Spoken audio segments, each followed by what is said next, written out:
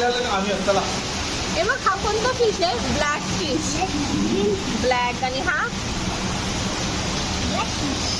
दोन black wow, आहेत. हा बघ ना फ्लोरोसंट कलर बघ ना. दोन black. हे सगळे होते आपल्या घरी. कसले सुंदर आहेत ना.